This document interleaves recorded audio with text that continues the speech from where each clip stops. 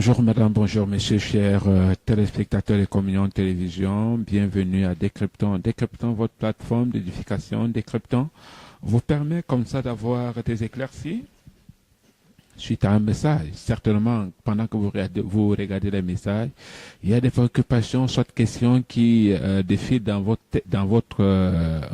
méninges. Mais maintenant, au travers des décryptants, mesdames, messieurs, vous avez tous ces éclaircies. Au travers de notre personne ressource, l'apôtre Étienne Comgrep, le père fondateur du ministère avec Dieu. Avec lui, pendant une quarantaine de minutes, nous allons rentrer dans les profondeurs pour en savoir un peu plus suivant notre thématique. Apôtre, bonjour. Bonjour Simon, bonjour chers téléspectateurs, que la grâce soit abonde sur vous. C'est un plaisir de vous savoir nombreux à écouter ce que le Saint-Esprit veut encore nous dire à travers ces humbles serviteurs que nous sommes. Soyez bénis. Apôtre, comment vous allez? Par la grâce de Dieu, très bien.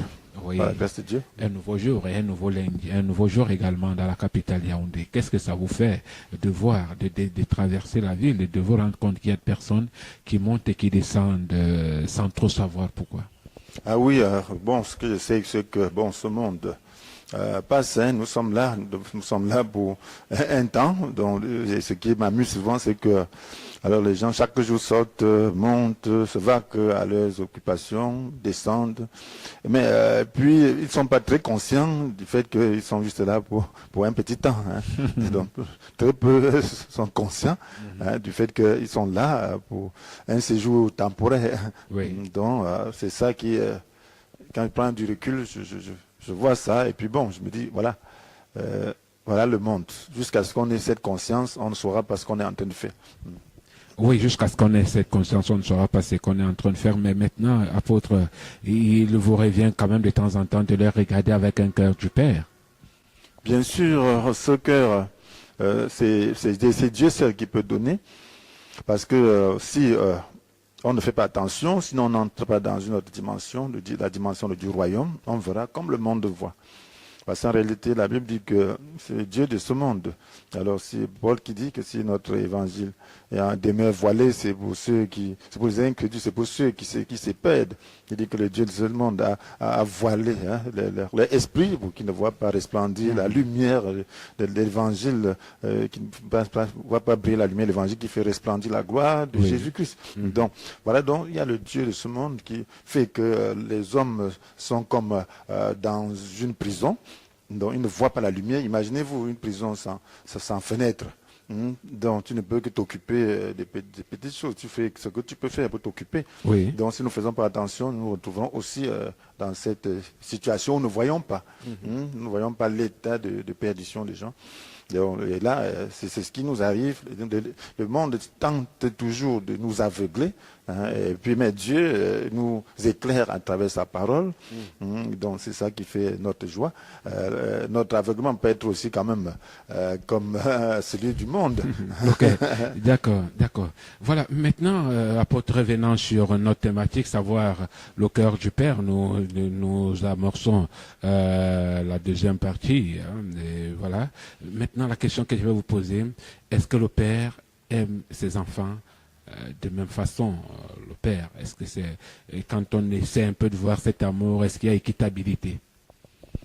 Oui, en tant que Père, je sais, Dieu nous a créés pour qu'on lui ressemble. Donc, l'homme a été créé pour ressembler à Dieu sur le plan moral. Donc, ce qui fait que si moi, le Père, moi j'ai l'expérience de Père, donc j'ai quelques enfants, donc maintenant je les aime également tous. Quel que soit leur talent, quelle que soit leur différence, quelle que soit leur intelligence, à la base je les aime tous. Donc, mais certains peuvent être efficaces dans certains domaines pour certaines choses. Dans leur style, ils ont différents styles. Donc, ce qui fait que je peux préférer un style par rapport à l'autre, compte tenu de mon propre style. Mais ce n'est pas, au fond, ça ne veut pas dire que je jouerai un ou l'autre. Donc, je peux savoir que tel peut faire mieux ceci ou tel l'autre faire mieux cela. Donc, voilà, je veux les utiliser compte tenu de leur capacité, de leurs dons, de leur style. Mais maintenant, est-ce que Jésus peut avoir ses membres sur terre, apôtre? Oui, c'est très important de comprendre cela. La Bible parle de l'Église comme étant le corps de Christ. Donc l'Église, c'est le corps de Christ. Donc un corps a des membres. Donc Jésus, c'est la tête de l'Église. Il est la tête de l'Église.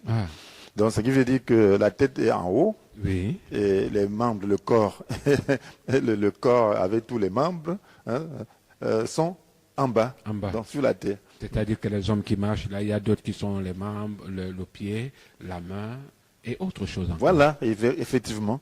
Donc ce qui fait que lorsque vous naissez de nouveau, vous appartenez à l'église invisible, l'église, le corps mystique de Christ, mystique parce qu'on ne voit pas.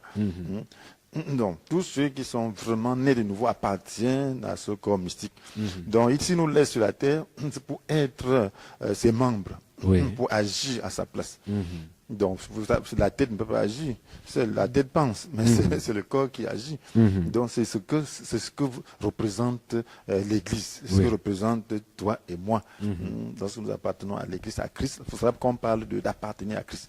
Parce que nous sommes juste des éléments qui constituent le corps de Christ. Nous sommes des membres, les uns des autres. Vous voyez, un corps ne peut pas se prendre soin, un membre seul ne peut pas prendre soin de lui-même. Donc voilà pourquoi nous sommes les membres les uns des autres. Donc, et nous sommes dans ce monde pour continuer le travail qu'il a commencé. Donc le Christ physiquement était là. Alors nous savons ce qui le préoccupait. Quelquefois il laissait même la nourriture pour accomplir ce qu'il appelait la volonté de son Père. Donc il a faim, il est fatigué. Donc il préfère faire cela avant de se restaurer. Donc ça veut dire que c'était sa préoccupation. Donc en tant que membre de son corps, dans ce corps, s'il est vraiment vivant, s'il n'est pas malade, il doit faire exactement comme le Christ l'a fait. D'accord. Il doit faire exactement comme le Christ l'a fait. Mais apôtre, nous avons une illustration dans le livre de 1 Roi chapitre 1 verset 6, voilà, où quand on essaie un peu de jeter un coup d'œil, il y a plusieurs choses. Mais qu'est-ce qui peut être regardé dans ce passage biblique? Oui, voici ce dont fait allusion au fait qu'il y avait un fils de David. Donc, qui voulait se proclamer roi, donc alors que son père était déjà grabataire, donc il sentait que d'un moment à l'autre il allait partir. Il va circuler comme les gars disent. Voilà, et comme ils étaient quelques garçons, donc lui il avait des prétentions pour le trône. Il dit bon, je suis quand même l'aîné de l'autre, de Salomon, donc c'est moi, c'est moi. Donc il a pu se rallier des gens qui ont accepté cela. Mais ce qui s'est passé, c'est que David ayant pris connaissance de cela, alors Dieu lui avait dit qui était son successeur. Donc il a vite fait donc d'installer Salomon à sa place. Donc ce qui est là, c'est que ce qu'on remarque, c'est que on dit que David, le roi David, n'avait jamais fait de reproche à ce fils. Ni lui dit ni le réprimander, ni lui dire pourquoi tu fais cela. Donc il était laissé à lui-même. Donc il n'avait que l'éducation de sa maman. Donc c'était là une faiblesse de la part de David, parce qu'il l'aimait jusqu'à la faiblesse. Donc il aimait d'un amour charnel, de sorte qu'il était incapable de faire une réprimande d'un enfant, pour que cet enfant ne se sente pas mal. Donc voilà. Et quand on essaie un peu de regarder ce passage, apôtre, dans un langage courant, on dirait que c'est lui-même qui a été à la hauteur de ce que ses enfants se soient comportés ainsi. Oui, Absalom qui s'est révolté contre lui. Donc, dans son royaume, il se permettait de faire ce qu'il voulait. Donc, il était en mesure de manipuler les gens. Pour dire que voilà, le roi ne juge pas bien, voilà. Bref, il y a eu une chose qui l'a quand même frustré, c'est que Amnon, son frère aîné, qui était l'aîné des enfants de David, avait violenté la sœur d'Absalom. Alors le roi n'a rien fait. Alors il aurait pu réprimander ce garçon. Il aurait pu passer s'il avait exercé la justice par rapport à ces garçons. Alors Absalom ne se serait pas vengé. Mais voilà, ça a fait nourrir de la haine. Il a dit voilà, il fait cela, et puis mon père ne fait rien. Bon, de toutes les façons, un jour je veux me venger. Alors le diable a mis donc dans son cœur de le tuer, il l'a éliminé. Donc voilà, tout ça, lorsqu'il n'y a pas la justice, les gens se rendent justice eux-mêmes. Et lorsque les gens se rendent justice eux-mêmes, ils vont au-delà. Ils vont au-delà Bref, c'est disproportionné. Oui. Est-ce que cet exemple, apôtre, n'est pas attiré l'attention d'un père qui se serait comporté comme ça ou qui a l'habitude de se comporter comme ça vis-à-vis de ses enfants? On accuse souvent les mamans que, bon, c'est les mamans qui gardent les enfants, mais il y a des pères qui gardent aussi les enfants. Il y a des pères qui, je me souviens, j'avais un beau. Alors j'étais tout petit, mais il n'aimait jamais qu'on touche à son enfant. Ma sœur est née, bon, on pouvait grandir l'enfant, il dit non, non, non, ne touche pas l'enfant, non, non. Donc, l'enfant avait toujours raison. On ne pouvait pas discipliner. Donc, voilà, donc il y a des gens comme ça, et c'est une faiblesse, c'est un caractère. Oui. C'est un signe de comportement. Mais on doit dépasser cela, on doit épouser les normes de Christ. Oui. C'est pas facile, hein, lorsqu'on a ce comportement, d'exercer la justice. Oui. Mais on doit prier et puis regarder ce qui est juste de faire et puis prier que le Saint-Esprit nous remplisse et que nous soyons en mesure de rendre justice. Dans l'amour, on ne dit pas de haïr un enfant. Donc le Père est là pour exercer la justice. Parce que la Bible nous dit que la folie attachée auquel l'enfant, et c'est le bâton, la verge de la correction qui l'en éloigne. Donc voilà, donc un enfant doit être discipliné. Même si dans certains pays occidentaux, dont on ne demande même pas de taper sur un enfant. Oui. Bon, ici, nous avons l'autorisation de fouetter. Donc, mais nous ne devons pas fouetter avec colère. Donc, on peut fouetter. Pour redresser. Pour redresser. Et la Bible dit de fouetter. Donc, je fouette. Donc, parce qu'à ce niveau, apôtre, plusieurs personnes diront que, oui, le Père a participé à la destruction de ses propres enfants. Bien sûr, puisque vous voyez, c'est ce que les enfants sont devenus.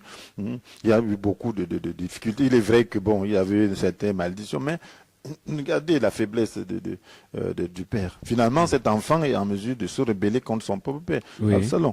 Cet enfant, donc il y avait tout un désordre. Parce qu'il savait que de toutes les façons, le père ne réagira pas. Oui. Mais lorsqu'il y a le bâton, on se dit non, le père, il faut faire attention parce que il pourra me corriger pour cela. Vous savez, apôtre, quand on regarde ce passage biblique, on a envie de se poser 1000 questions et surtout cette façon de... Tout à l'heure, je vous ai posé la question de savoir si le père aime ses enfants au même titre. Et maintenant, nous nous rendons compte que le roi David a des enfants. Il y a un qui se lève pour violenter l'autre. Il n'est pas réprimandé. C'est-à-dire que d'une manière ou d'une autre, il y a d'autres qui étaient marginalisés et d'autres qui regardaient avec un regard d'amour et un sentiment personnel. Non, tout c'était comme ça. Il était l'homme selon le cœur de Dieu, donc c'était par faiblesse. Il le faisait pour tous ses enfants. Oui. Regardez Amnon, l'aîné. Il n'a pas pu le réprimander pour sa sœur qu'il a violentée. Oui. Voilà Absalom. Il est vrai, quand il a tué son frère, il était vraiment fâché. Il a pris la fuite. Absalom s'est échappé. Voilà, en Syrie. Oui. Mais après, bon, il connaissait que son père aimait ses enfants. Il a demandé de revenir, il est revenu. Maintenant, quand il est revenu, il a commencé les intrigues. Oui. Donc, jusqu'à parvenir à rallier une bonne partie de la population à sa cause. Oui. Jusqu'à le chasser de son trône. Et violer ces femmes de second rang. Imagine-toi ça. Donc, ça, il aimait ses enfants. Et même malgré ça, malgré tout ça, Israël était en guerre contre le camp d'Absalom. Oui. Il donne des instructions à ses généraux, à ses chefs de guerre, que bon, de toutes les façons, pas égard pour moi, épargner le jeune Absalom. Mais, vous savez, quand on essaie un peu d'écouter ce passage, on se pose la question de savoir, parce que là, on est véritablement embarrassé de ce qu'on vous chasse, vous êtes en fuite, mais vous protégez votre ennemi derrière. Oui, et vous êtes en guerre contre l'ennemi, oui. Et vous dites, mourrez tous, mais il faut que mon fils vive. Donc, ça montre à quel point la chair, la chair est aveugle. Donc, lorsque la chair prend le devant, il n'y a plus de justice, on ne voit plus rien. Donc, lorsque les sentiments prennent le devant, on ne voit plus rien. Pourquoi nous ne devons pas aimer dans les sentiments? Nous devons aimer par l'esprit. Et l'esprit donc soumet nos sentiments, ce qui fait que nos sentiments, bien que impliqués dans l'amour, sont neutralisés, Oui. sont maîtrisés. Voilà pourquoi on parle de la maîtrise de soi comme fruit de l'esprit. Oui. Donc, lorsqu'il n'y a pas de cette maîtrise, alors on va au-delà. Donc, on est déséquilibré. Oui. Donc, on est comme fou. Donc, comme certains disent qu'ils aiment jusqu'à la folie. Ben, c'est un amour sentimental, Oui. un amour qui n'est pas équilibré, qui n'est pas selon Dieu. Mais maintenant, apôtre, quelle est donc l'attitude qui doit être adoptée par un bon père? Un bon père doit aimer. L'amour, c'est d'abord l'intention. C'est vouloir le bien de ses enfants. Donc, vouloir que ses enfants puissent refléter la gloire du Père demain. Donc, parce qu'en réalité, les enfants doivent être bien, ils doivent être l'image que le Père se forme par rapport à la vie. Oui. Donc, qu'est-ce que le Père entend comme vie? Qu'est-ce qu'il y a comme meilleur pour le Père? Quel est l'idéal de la vie? Oui. Quand tu conçois la vie, l'idéal c'est quoi? Pour un chrétien, c'est être l'image de Christ. Pour un chrétien, c'est être en mesure d'aider les autres. Pour un chrétien, c'est représenter le Christ et avoir des possibilités de pouvoir accomplir sa volonté. Oui. Donc, voilà, donc il faut que les parents donc, éduquent ses enfants par rapport à cela, dans la crainte de Dieu Oui. et dans le respect donc, des autres, dans la justice. Donc, un enfant doit savoir être juste. Donc connaître dans les limites des choses. Il doit être fondé dans l'amour, respecter les gens, ne pas être orgueilleux, ne pas être vaniteux. C'est-à-dire que c'est le travail, c'est l'attitude que doit adopter un père pour sa progéniture. Voilà, oui, et il doit être équitable. Donc les enfants doivent être en mesure de témoigner que notre Père est impartial. Oui. Impartial, et notre Père nous aime. Donc il se donne, il veut notre bien. Donc, il faut que cet amour soit vrai, qu'ils ressentent cet amour, et que ce soit quelque chose qu'ils ne peuvent pas ignorer. D'accord. Donc, lorsque vous gagnez les enfants dans l'amour, alors vous avez gagné des individus qui pourront donc refléter la gloire de Dieu dans ce monde. D'accord. Ils pourront refléter la gloire de Dieu dans ce monde. Mais maintenant, y a-t-il une différence entre l'amour de l'homme, de Dieu, le Père, et l'amour de l'homme? Bien sûr, il y a une grande différence. La Bible nous dit que c'est Dieu qui nous dit que nous sommes aussi méchants que nous sommes et nous savons donner de bonnes choses à nos enfants. Ça veut dire que Dieu dit que nous sommes méchants et nous aimons nos enfants. Oui. Donc, alors, il dit qu'à plus forte raison, notre Père Céleste nous donnera-t-il le Saint-Esprit, donnera-t-il le Saint-Esprit à ceux qui le lui demandent. Donc, le Saint-Esprit, c'est qui? Le Saint-Esprit, c'est Dieu. Le Saint-Esprit, c'est la nature de Dieu, c'est la vie de Dieu. Donc si Dieu peut donner, c'est ce qui est de lui, donc une partie de lui.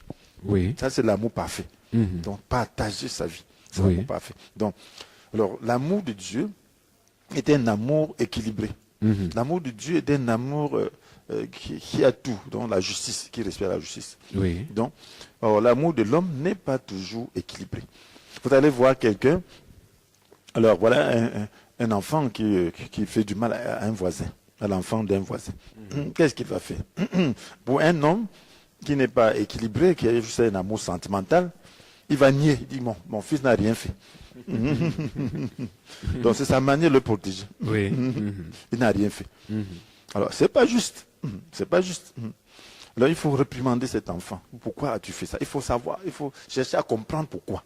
Quelle était son intention? Est-ce qu'il a fait par mégarde? Est-ce qu'il a fait intentionnellement? Est-ce que c'était le mal qui l'a poussé à le faire? Oui. Alors si c'était délibéré, alors il faudra prendre cet enfant à part, chercher comment faire pour ôter le mal de lui. Parce que ça, délibéré, ça veut dire qu'il y a le mal en lui. Oui. Alors, et puis maintenant, rendre justice, réparer le tort que votre enfant a fait au voisin. Parce que si vous ne le faites pas, lui-même se rendra justice.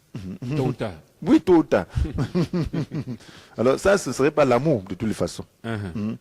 L'amour, vous n'aurez pas aimé cet enfant. Voyez comment Absalom a rendu justice vis-à-vis de son frère aîné, Amnon. Alors si c'est le père qui est discipliné, il n'aurait pas tué. Oui. Il n'aurait pas tué. Il est resté, il a attendu, il n'y avait rien, il n'y avait pas de réprimande. Non, rien. Il a trouvé, vous-même, je pense qu'apôtre, à ce moment-là, il a jugé que son père même n'était pas sérieux. Il était narcissiste, il a dit que tu es narcissiste. Donc si tu es narcissiste, moi Je vais gérer. Alors, il va gérer selon la haine, avec Oui. la haine. Alors, si c'est le père qui gérait, il n'aurait pas géré avec haine. Il allait prendre la mesure des choses. Et prendre l'enfant, dire que ce que tu as fait là est mauvais. D'accord. Donc, voilà, je te punis pour cela. Donc, désormais, au lieu d'avoir ceci, tu auras ceci. Et puis, maintenant, je te confine. Tu es comme en prison. Je ne te permets pas de sortir de Jérusalem. Je ne te permets pas de faire ci, de faire pas ci. Donc, il y a une discipline qui ressentent qu'il a mal fait. Et Oui, là, il a les posé autres, un acte n'était pas fiable. voilà, et là, les frères allaient se moquer de lui, voilà. Et ça devait assouplir, hein, assouplir le cœur. Oui. D'accord. Maintenant, apôtre, vous dites que Dieu n'aime pas la mort du pécheur. Pourquoi? Pourtant, quelqu'un, lui, il est pécheur. Hein? Voilà, donc, vous voyez, c'est ça l'amour. Il n'y a personne, aucun père, même un père de ce monde, Oui. qui aimerait la destruction des siens. Personne. Personne. Donc, si vous voyez quelqu'un faire ça, sachez que il y a un problème spirituel très grave. Oui. Donc, ce n'est pas lui-même. Cela veut dire qu'en réalité, il est déjà assujetti à des puissances maléfiques, Oui. au point où il n'est plus un humain. Donc, un humain ne peut pas le faire. Donc, et si Dieu, qui est parfait, si Dieu qui est parfait, si nous pouvons faire ça, Dieu qui est parfait fera encore mieux. Donc, il n'aime pas la mort du péché. D'accord. Maintenant, peut-on se rendre quand même justice quand on a, apôtre, quand on a été vilipendé ou traité d'une manière ou d'une autre? C'est possible de se rendre justice? La Bible nous dit de ne pas nous venger nous-mêmes. Donc, la Bible nous dit de laisser agir la colère de Dieu. Parce que la Bible nous dit que c'est Dieu qui est le juste juge. Oui. Parce que si nous voulons rendre justice, alors notre justice, nous sommes déjà, on ne peut pas être juge et parti. Donc, alors ça, nous allons le faire à notre faveur. Oui. Et en le faisant à notre faveur, nous nous rendons aussi injustes devant Dieu. Donc, passibles aussi de jugement de Dieu et de la punition de Dieu. Oui. Voilà pourquoi le Seigneur nous dit de ne pas rendre justice soi-même. D'accord. Donc, si nous ne voulons pas pardonner, disons à Dieu que Dieu, il m'a fait ceci. Mais, Donc, il faut porter plainte à Dieu. oui, que rends-lui, que juge toi-même. Mais fais attention à toi-même parce que demain, si tu as fait quelque chose aussi à quelqu'un, Dieu va regarder ton dossier. D'accord. Quand il va te poser, quand un autre va poser aussi son dossier devant Dieu, Dieu va régler aussi son compte, va t'ouvrir ton compte par rapport à cet autre. Donc, le mieux, c'est de pardonner. Mais ça, c'est compliqué, apôtre. Très compliqué. Mais que faire donc pour que le méchant renonce à ses voies? Est-ce qu'il y a les possibilités de faire savoir aux méchants? Parce que vous nous dites qu'il ne faut pas se rendre justice. Mais maintenant, il y a le méchant qui doit rentrer dont on doit renoncer. Qu'est-ce qu'il faut faire? Voilà, donc, vous voyez, les autorités sont là. Dieu a fait que le monde soit organisé. Donc, il y a la loi, de ce monde, donc qui dans un plus grand pourcentage, donc reflète la loi de Dieu. Donc, ce qui fait que il y a les autorités pour rendre justice. Quand c'est sérieux, quand il y a un élément qui détruit, qui dérange les autres, qui dérange, donc il y a les autorités pour faire cela. Oui. Et même quand il y a les voleurs, on ne doit pas laisser qu'ils puissent casser toutes les portes pour mettre les gens dans l'insécurité. S'il ne peut pas changer, finalement on va l'attraper et puis il se retrouvera donc devant la justice de ce monde. Et puis les juges de ce monde doivent donc rendre justice. Mais quant à toi, dans une relation interpersonnelle, dans une offense personnelle, tu dois pardonner. Et même quand ce jugement est rendu, ça ne doit pas être fait dans un état d'esprit de vengeance. Oui. Ça doit être dans un état d'esprit de redressement, de correction, par amour, pour que cet individu change. Donc c'est ça, c'est une discipline. Et comme tu peux discipliner ton enfant. Oui. Donc tu peux discipliner un individu donc, pour qu'il puisse changer, pour qu'il ressente qu'il est en train de mal faire. D'accord. Pour qu'il ressente qu'il est en train de mal faire. Mais maintenant, apôtre, il y a quand même des gens qui disent que je suis déjà habitué. Vous l'amenez devant les autorités et dit ça me fait quoi? Face à ces gens de personnes, face à ces styles de personnes, est-ce qu'il y a un autre comportement qu'on peut adopter? Oui, doit prier, on doit parler, c'est la même chose. Il veut dire que bon, je suis endurci, de toutes les façons, le mal ne me quittera pas. Donc, si tel le cas, donc tu dois lui pardonner. Hein, et si on lui rend cette justice, il croit qu'il va grandir aussi et puis se rendre compte que finalement que cette manière de faire n'est pas bien. Oui. Donc il faut lui apporter la bonne nouvelle. Il faut lui faire comprendre que lorsqu'on se comporte ainsi, ce n'est pas bon. Donc il faut prier pour lui et lui apporter la bonne nouvelle de l'évangile. D'accord. Il faut prier pour lui, puis lui apporter la bonne nouvelle de l'évangile. Mesdames, Messieurs, nous allons observer une respiration et on se retrouve derrière.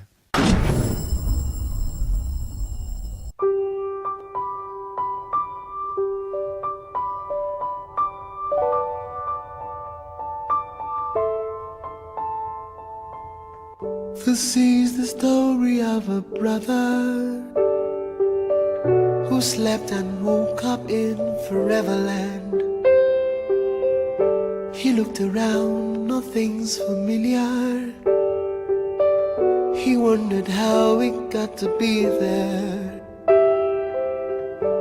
He took a walk around the city and saw this brick house with a small door.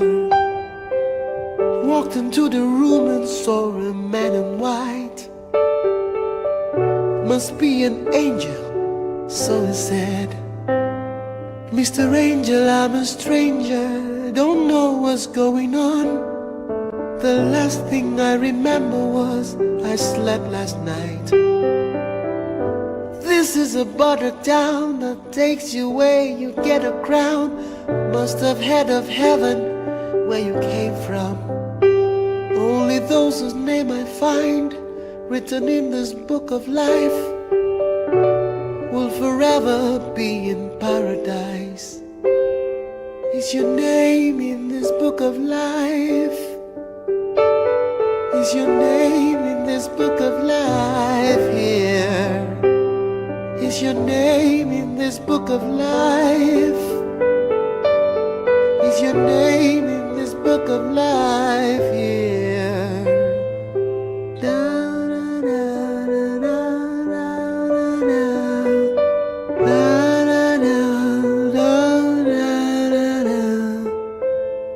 Flipping the pages of this great book, this brother gave a cursory gaze.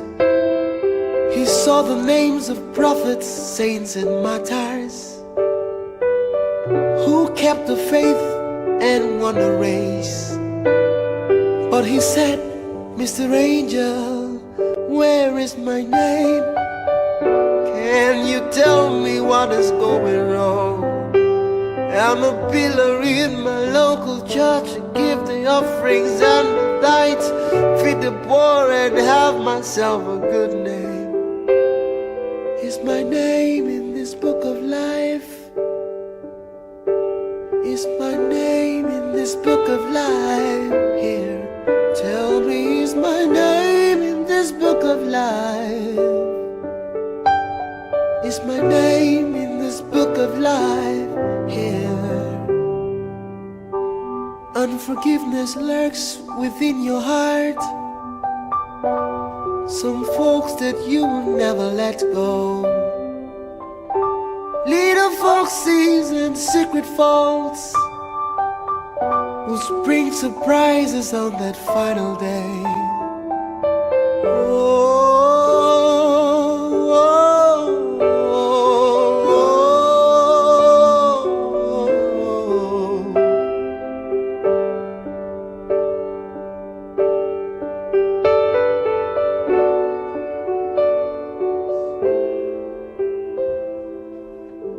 So much for this wonder, brother.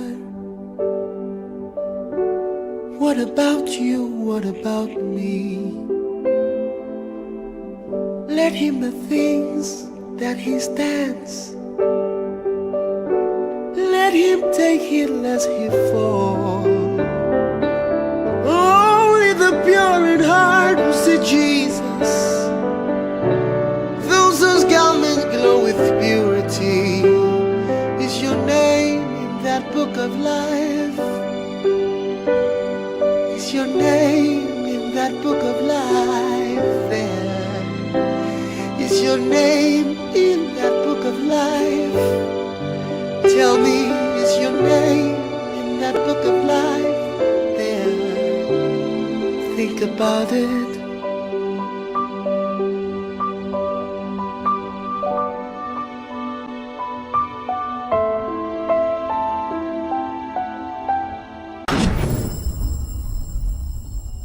Merci pour cette respiration musicale, mesdames, messieurs, chers téléspectateurs. Vous qui venez de vous connecter à l'instant, vous êtes bel et bien sur Communion Télévision, l'émission Décryptons cette plateforme d'édification. Décryptons, c'est avec notre personne ressource, l'apôtre Étienne Comgrep. Apôtre, quelle est donc la responsabilité de l'Église? Voilà, quelle est la responsabilité de l'Église? La responsabilité de l'Église, c'est la responsabilité de Christ. C'est l'œuvre de Christ, c'est ce que Christ faisait dans son corps. Donc nous avons dit tantôt que l'Église était le corps de Christ. Donc quelle était la responsabilité de Christ pendant qu'il accomplissait son ministère terrestre? Donc vous voyez que Jésus avait pour responsabilité d'apporter la bonne nouvelle. Il dit que l'Esprit du Seigneur repose sur moi parce qu'il m'a désigné par l'onction pour annoncer une bonne nouvelle aux pauvres, pour apporter la délivrance aux opprimés, pour quand même une année de grâce, bref, pour quand même une année de grâce accordée par le Seigneur. Donc, autant de choses. Donc, l'Esprit du Seigneur était sur lui pour annoncer une bonne nouvelle aux pauvres. Oui. Donc, l'Église doit annoncer la bonne nouvelle aux pauvres. L'Église doit apporter aux aveugles le recouvrement de la vue. Ces aveugles, c'est les aveugles spirituels. L'Église doit apporter la délivrance, la délivrance du péché, la délivrance des liens. L'Église doit proclamer l'année de grâce accordée par le Seigneur. Oui. Donc l'année de grâce, c'est quoi? Ça veut dire que le pardon est possible. Le monde a péché. Maintenant, Dieu a envoyé Jésus-Christ mourir à notre place pour que nous soyons pardonnés. Oui. Donc c'est possible d'être pardonné. Donc l'Église doit accomplir cette mission qui tient au cœur du Seigneur. Vous voyez que c'était ça la vie du Seigneur. Le Seigneur a passé toute sa vie à faire cela. Il a préparé cela pendant une trentaine d'années. Ensuite, il a accompli cela pendant 3 ans. Donc, et puis, il a scellé cela de sa propre vie pour montrer combien cela était important. Donc, l'Église doit accomplir cela, doit faire de cela sa préoccupation première. D'accord. L'Église doit faire de cela sa préoccupation première. Mais maintenant, voilà. Est-ce que l'Église, que fera l'Église face à celui qui ne veut pas abandonner ses voies?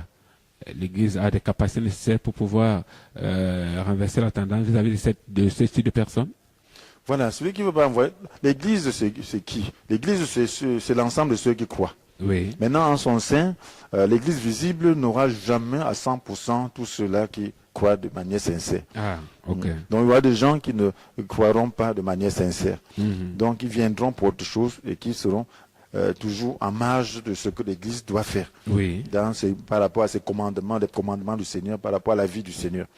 Donc, pour ceux-là qui sont à l'intérieur de l'Église, qui font partie de l'Église ou qui se disent faire partie de l'Église, la Bible dit quand on reconnaît que quelqu'un est endurci, donc si on voit son péché, c'est un péché de base. Si c'est endurci, on doit l'écarter, on doit le discipliner. Si ça ne marche pas, on l'écarte. C'est ce que la Bible nous demande. Mais par rapport, quant à ceux du dehors, ceux qui n'ont pas encore cru, qu'est-ce qu'il faut faire? Donc on prêche, ils ne croient pas. Donc on doit seulement prier. Parce que de toutes les façons, tout le monde ne croira pas. Parce que la Bible nous dit clairement que Dieu a tant aimé le monde qu'il a envoyé son Fils unique afin que quiconque croit en lui périsse pas, mais qu'il ait la vie éternelle. Quiconque croit.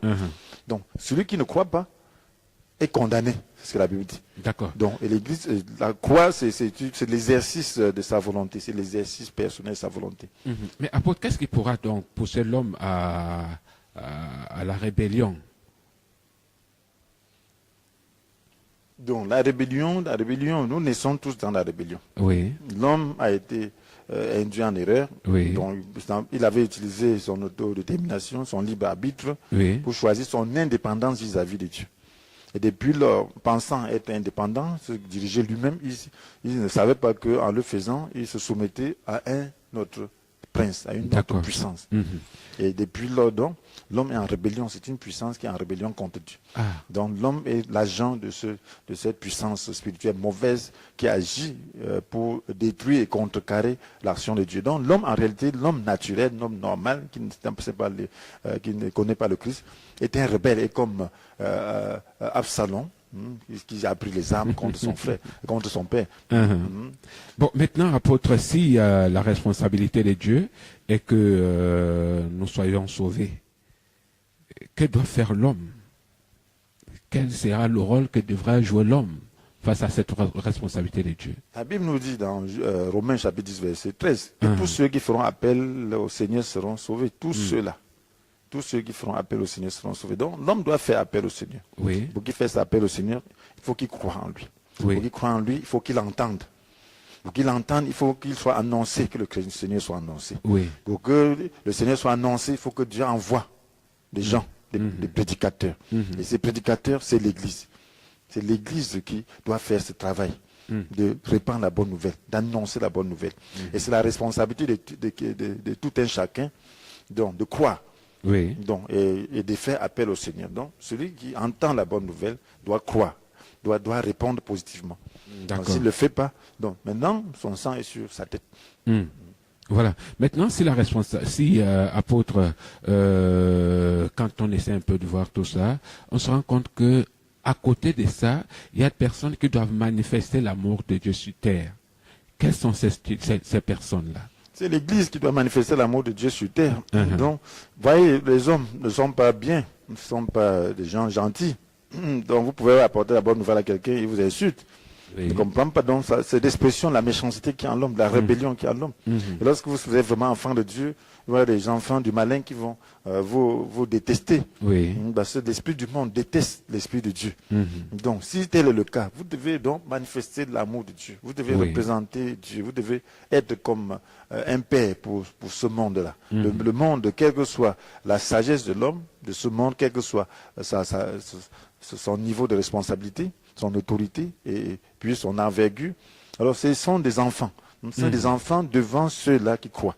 C'est non que la sagesse de l'homme. Et les enfants de Dieu ont la sagesse de Dieu. Oui. Donc, vous ne devez pas tenir compte de ce qu'ils font. Quand un petit enfant te tape, un bébé là qui cherche à te griffer, est-ce que tu vas le gifler? On dirait que quelque chose ne va pas. Voilà, donc tu dois comprendre qu'il ne sait pas ce qu'il fait.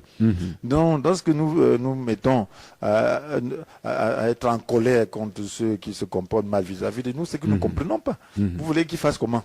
C'est normal. Donc, nous devons... La raison pour laquelle de temps en temps ils sont déçus de savoir que je suis en face de l'homme de Dieu ou un enfant de Dieu, mais je me rends compte que le comportement est pareil. Voilà, donc on doit vis-à-vis du païen, on doit savoir que c'est normal qu'il se comporte ainsi. Oui. Mais un enfant, tu ne dois pas se comporter de la même manière, il ne doit pas réagir. Donc il doit plutôt supporter et aimer. Donc montrer l'amour pratiquement et chercher à sauver. Donc c'est ça la lumière. Donc il ne doit pas se préoccuper des mêmes choses dont il se préoccupe. Donc c'est-à-dire de la même manière, dans le même état d'esprit. Oui. Donc l'enfant de Dieu est celui-là qui est de passage. Oui. Donc il sait qu'il est de passage, il sait qu'il est là pour accomplir une mission. Oui. Donc il est plus conscient de cela qu'un païen. Donc il attend que Jésus vienne. Même si ce n'est pas la mort qui va l'amener vers Jésus, la trompette peut sonner et puis il peut partir d'un moment à l'autre. Donc lorsqu'on envoie cette conscience, alors nous nous comportons aussi comme le monde. Et ce n'est pas bon. D'accord. Mais maintenant, quel est l'impact que produit la vérité?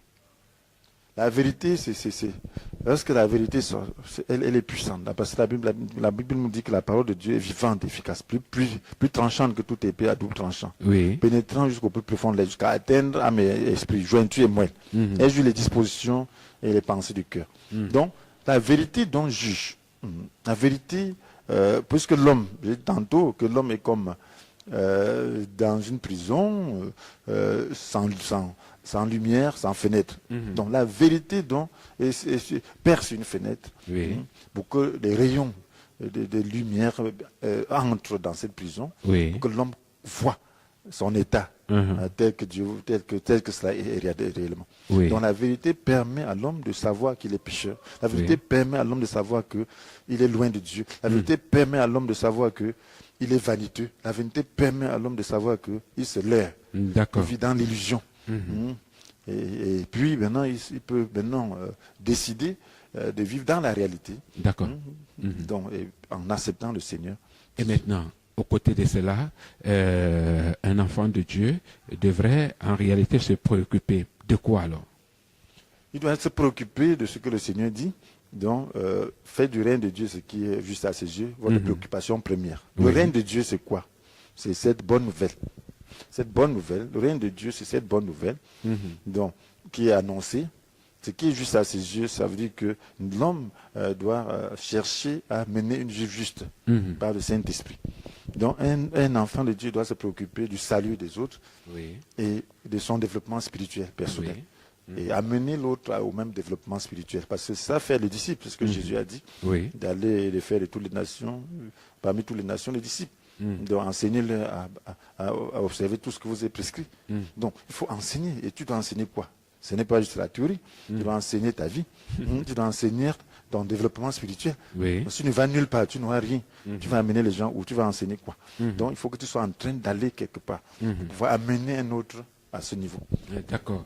Pouvoir amener un autre à ce niveau. Mesdames, Messieurs, chers téléspectateurs, encore quelques minutes à passer dans ce studio avec nous, et apôtres, nous y sommes encore. Mais maintenant, il y a une autre préoccupation, savoir que faire pour donc avoir le fardeau dans son cœur. Parce que vous avez parlé du fardeau, qu'est-ce qu'il faut donc faire pour que ce fardeau naisse? Voilà, donc nous avons besoin de comprendre aussi que nous ne pouvons rien de nous-mêmes. Donc, mais pour que le fardeau naisse, il faut que nos préoccupations, nos propres fardeaux soient déposés. Le Seigneur dit, venez à moi, vous tous qui êtes qui croupissez sous le poids d'un lourd fardeau, mais je vous donne du repos. Prenons mon joug sur vous et mettez-vous à mon cœur, car je suis doué, aime de cœur, vous trouvez du repos pour vous-même. Il dit que mon joug est facile à porter, la charge que vous impose est légère. Oui. Donc il faut se décharger, venez, il faut trouver d'abord du repos. Donc qu'est-ce que le repos, c'est par rapport à quoi? C'est par rapport aux soucis. Les chrétiens se soucient, les gens se soucient, parce qu'en réalité le monde devient de plus en plus invivable. Oui. Donc ceux qui n'ont pas de possibilité de joindre les deux bouts se soucient. Et ceux qui en ont se soucient de leur sécurité, parce que le monde chamboule. Donc tout ça, ce sont des fardeaux, ce sont des soucis. Donc tout le monde est exposé aux soucis, par rapport au lendemain, par rapport au présent. Donc ça, ce sont des fardeaux. Le Seigneur dit qu'on ne doit pas se soucier ainsi, qu'on doit trouver le repos en lui. Alors c'est lorsque tu arrives à trouver ce repos en lui donnant ta vie, en lui disant je vis pour toi, que le Seigneur peut maintenant trouver de l'espace pour déposer son fardeau en toi. Tu dois le rechercher. Donc tu dois désirer vraiment déposer tes fardeaux et lui faire confiance. On ne peut pas déposer ses fardeaux sans faire confiance. Donc tu dois faire du Seigneur ta ressource. Et lorsque tu parviens à faire cela, donc maintenant il peut te commissionner. Maintenant tu peux rechercher son fardeau. Et là, quand tu recherches son fardeau, il va le mettre, parce que c'est le Seigneur qui a accompli, qui agit lui-même en nous pour produire à la fois le vouloir et le faire conformément à son projet plein d'amour. C'est ce que nous dit Philippiens 2:13. Donc nous devons donc permettre que le Seigneur agisse en nous pour produire le vouloir et le faire. D'accord. D'accord, pour produire le vouloir et le faire. Et maintenant, quand ce fardeau est déposé dans son cœur, on peut soupirer pour sauver les âmes. Bien sûr, maintenant on peut faire comme Jésus. Oui. Donc on peut laisser la nourriture pour rendre ministère. Laisser la nourriture, c'est laisser son plaisir.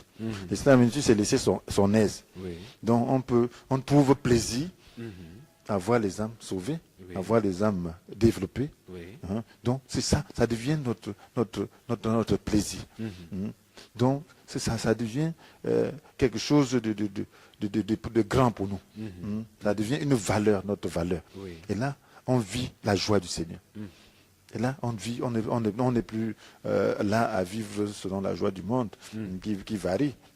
Aujourd'hui, on pleure, demain, on chante. Non. Donc, on vit cette joie constante. D'accord, d'accord. Voilà, on vit cette joie constante. Apôtres, ils sont nombreux qui nous regardent et qui écoutent également à travers l'audio, à travers leurs récepteurs. Et qu'est-ce que vous leur dites après avoir délivré un message comme celui-ci et qui interpelle au cœur de chacun? Oui, je leur dis simplement que nous sommes sur le chemin. Donc, ici, il est question simplement de se remettre en question de comprendre ce qu'il y a le Dieu de faire, de se décharger et de savoir que si nous ne sommes pas en train de faire cette œuvre, si nous sommes chrétiens, si nous ne sommes pas en train de faire cette œuvre, si nous sommes des ouvriers d'iniquité, nous devons nous repentir. Mais si nous ne sommes pas des chrétiens, nous devons prendre conscience du fait que, alors, Dieu nous aime. Je ne sais pas quel degré de péché dans lequel nous sommes entrés. Je ne sais pas quel est le degré de rébellion. Sachez que Dieu nous aime. Alors, il nous dit d'épargner les jeunes Absalom, comme David avait dit à ses généraux. Donc, il nous aime tellement qu'il a donné son propre fils pour nous épargner. Donc, ne l'insultons pas en méprisant cela. Donc, acceptons la délivrance qui est en lui. Disons au Seigneur, alors Seigneur, je vois que tu m'aimes toujours et que tu as offert un grand sacrifice pour moi. Maintenant, je m'engage, pardonne mes péchés, délivre-moi, aide-moi pour que je puisse faire partie de ton corps, que je puisse accomplir cette même mission pendant le temps qui me reste à passer ici. Alors, si tu le fais de tout ton cœur, alors sache que tu vas devenir un soldat du Seigneur tout de suite à l'instant. Mesdames, Messieurs, le temps qui nous est imparti est arrivé à son terme. Je voudrais dire merci à l'apôtre. Apôtre, merci d'être venu une fois de plus nous apporter des éclaircies sur cette thématique. C'est un plaisir pour moi de pouvoir parler de la bonne nouvelle. Le Seigneur bénisse. Merci également à l'équipe technique de l'autre côté. Mesdames, Messieurs, merci au soutien moral. Votre contribution, vous pouvez, si vous avez des préoccupations, nous les envoyer par SMS parce que le numéro défile au bas de votre petit écran ou vous déplacez simplement pour le quartier Mvogada, lieu dit Karifourisa. Comme vous allez voir cette assemblée, appel à la communion avec Dieu, là, venez le jeudi, venez le vendredi 17h, jeudi 17h, dimanche à partir de 9h pour recevoir des enseignements ou encore vous pouvez venir le lundi, vous aurez des entretiens avec certains hommes de Dieu. Restez scotchés Communion Télévision, quant à moi, très bientôt sur les ondes. Merci, allez.